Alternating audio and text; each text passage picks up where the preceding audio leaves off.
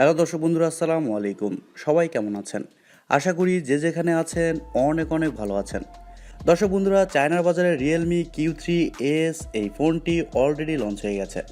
তবে ইন্ডিয়া এবং বাংলাদেশের বাজারে এই ফোনটি অবশ্যই অন্য নামে আসবে। কী নামে আসবে এই বিষয়ে পরে কথা বলছি। এই ফোনটি হতে চলেছে একটি পারফরমেন্স বেস ফোন, মানে পারফরমেন্সের দিকে এই ফোনটি খুবই ভালো হবে। ফোনটির হাইলাইটেড বিষয় হচ্ছে এই ফোনে থাকছে Qualcomm Snapdragon 778G 5G chipset. এছাড়াও এই ফোনটির ডিসপ্লেতে থাকছে 144 হার্সের রিফ্রেশ রেট, আরও থাকছে 5000 mAh-এর একটি ব্যাটারি। সো সব কিছু মিলে এই ফোনটি কেমন হবে এবং এই ফোনটি ইন্ডিয়া এবং বাংলাদেশের বাজারে আসলে কী নামে আসবে, আর এর প্রাইসই বা কেমন হতে পারে, এই সবগুলো বিষয় নিয়ে আলোচনা করব আজকের এই ভিডিওতে। সো পুরো ভিডিওটি অবশ্যই দেখবেন। আশা করি ফোনটি সম্পর্কে বিস্তারিত জানতে পারবেন। আর আপনারা দেখছেন টিভি টেকটিউব, আর সব সময়ের মতো সাথে আছে আমি প্রান্ত। সো ভিডিওটি ভালো লাগলে অবশ্যই একটি লাইক দিতে কিন্তু ভুলে যাবেন না। আর আপনি যদি আমাদের চ্যানেলে নতুন হয়ে থাকেন সেক্ষেত্রে আমাদের চ্যানেলটি সাবস্ক্রাইব করে পাশে থাকবেন। সো চলুন শুরু করা যাক আজকের ভিডিও। প্রথমে যদি এই ফোনটির ডিজাইন এবং বিল্ড কোয়ালিটি নিয়ে কথা বলি, তাহলে এই ফোনটির ব্যাক সাইডে এবং ফ্রেমে আপনারা পেয়ে যাচ্ছেন প্লাস্টিক। আর ব্যাক সাইডেই উপরের অংশে বাম সাইডে থাকছে এই ফোনটির ট্রিপল ক্যামেরা সেটআপ এবং সঙ্গে থাকছে একটি এলইডি ফ্ল্যাশ। আর একেবারে নিচের দিকে থাকছে রিয়েলমির ব্র্যান্ডিং। তবে এই ফোনটির ব্যাক সাইডে কিন্তু গ্লসি ফিনিশ দেওয়া হয়েছে, যার কারণে এই ফোনটিকে দেখতে আরও সুন্দর লাগছে। আর ফোনটির সামনে আসলে আপনারা পেয়ে যাচ্ছেন একটি ফুল ভিউ ডিসপ্লে, যার উপর অংশে বাম সাইডে কাট আউটের মাধ্যমে বসানো থাকছে সেলফি ক্যামেরাটি। ফোনটির পোর্টস অ্যান্ড বাটন নিয়ে যদি কথা বলি, তাহলে এই ফোনটির ডান সাইডে থাকছে পাওয়ার বাটন, আর পাওয়ার বাটনে থাকছে ফিঙ্গারপ্রিন্ট সেন্সর, যা যথেষ্ট ফাস্ট এবং অ্যাকুরেট বলে জানতে পেরেছি। আর উপরের দিকে থাকছে একটি নয়েজ ক্যান্সেলেশন মাইক, এবং ফোনটির বাম সাইডে থাকছে সিম কার্ড স্লট এবং volume up down button. Sim card স্লটে আপনারা দুইটি সিম কার্ডের পাশাপাশি একটি মাইক্রো এসডি কার্ড ব্যবহারের সুযোগ পাচ্ছেন। আর একেবারে নিচের দিকে থাকছে 3.5mm headphone jack, microphone, type C slot এবং স্পিকার গ্রিল। ফোনটির থিকনেস করা হয়েছে 8.5mm এবং ওজন করা হয়েছে 199 গ্রাম। তার মানে আমরা বলতে পারি এই ফোনটি স্লিম এবং লাইটওয়েট। আর ফোনটি আপনারা মার্কেটে দুইটি কালারে পেয়ে যাবেন, আর সেগুলো হচ্ছে অ্যারোরা এবং ডার্ক ব্লু।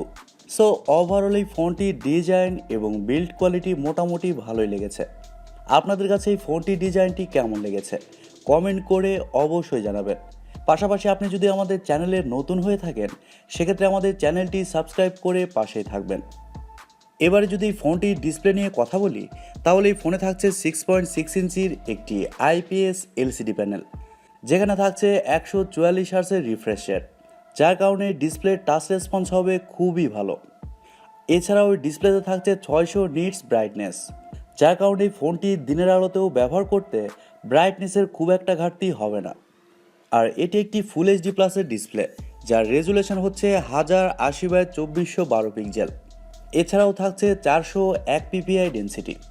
দর্শক বন্ধুরা, IPS ডিসপ্লে হলেও এই ডিসপ্লের কোয়ালিটি কিন্তু খুবই ভালো, যার কারণে এই ডিসপ্লেতে যে কোনো কন্টেন্ট প্লে করলে শার্পনেসের ঘাটতি খুব একটা হবে না। তারপরে বলবো এখানে সুপার অ্যামোলেড ডিসপ্লে থাকলে খুবই ভালো হতো। এবারে কথা বলা যাক এই ফোনটির সফটওয়্যার এবং পারফরমেন্স নিয়ে। এই ফোনে থাকছে অ্যান্ড্রয়েড 11, যার ব্যাকএন্ডে থাকছে রিয়েলমি UI 2.0। তবে রিয়েলমি বলছে খুবই শীঘ্রই তারা এই ফোনটিতে অ্যান্ড্রয়েড 12 দিয়ে দিবে।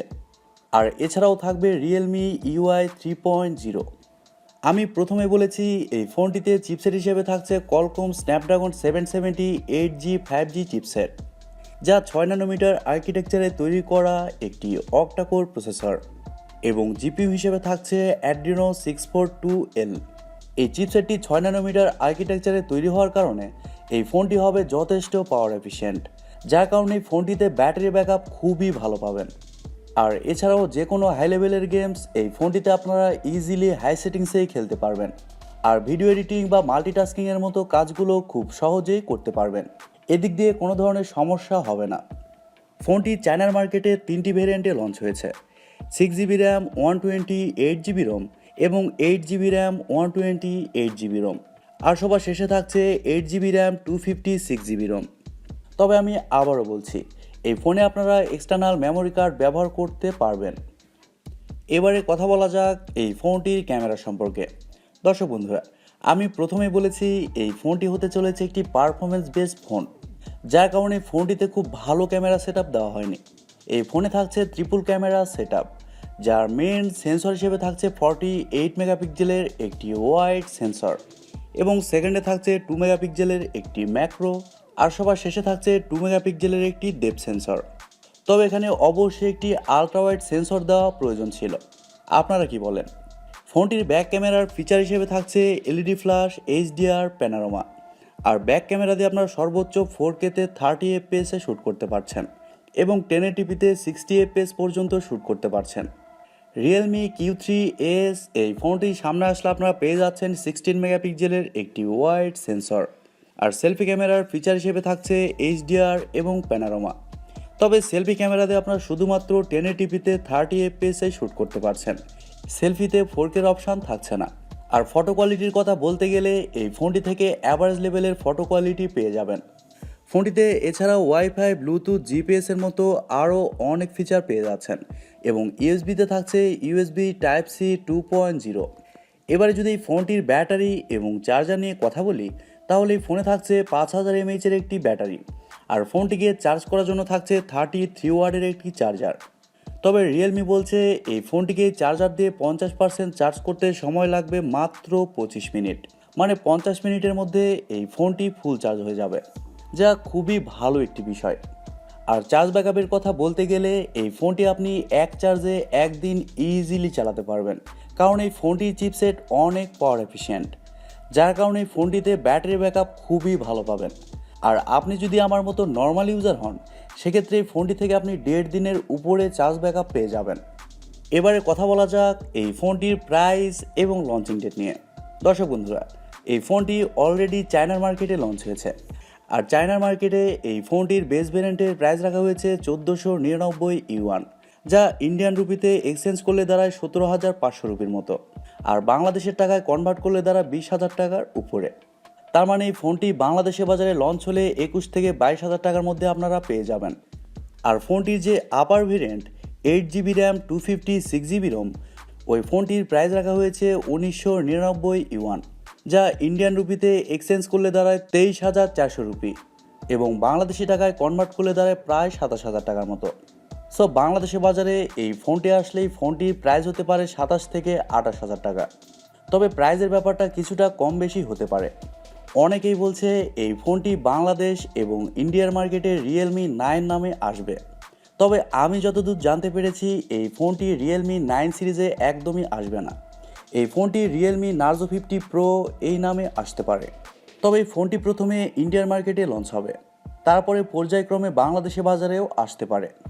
ধরে নিন এই ফোনটি যদি রিয়েলমি 9 সিরিজেই আসে, সেক্ষেত্রে আমার মনে হয় অনেকেই ফোনটি কিনবেন না, কারণ এই ফোনটির ক্যামেরা সেটআপ একদমই ভালো না। সো দর্শক বন্ধুরা, এই ছিল আজকের ভিডিওটি আপনাদের কাছে কেমন লেগেছে কমেন্ট করে অবশ্যই জানাবেন। আর ভিডিওটি যদি সত্যিই ভালো লেগে থাকে, তাহলে TechTube চ্যানেলটি সাবস্ক্রাইব করবেন, ভিডিওতে একটি লাইক দিবেন, আর সব সময় আমাদের পরিবারের একজন হয়ে থাকবেন, কারণ আপনাদের সাপোর্ট এবং ভালোবাসা সব সময় প্রয়োজন। সো আজকের মতো এ পর্যন্তই। সবাই অনেক অনেক ভালো থাকবেন এবং নিরাপদে থাকবেন। খোদা হাফেজ।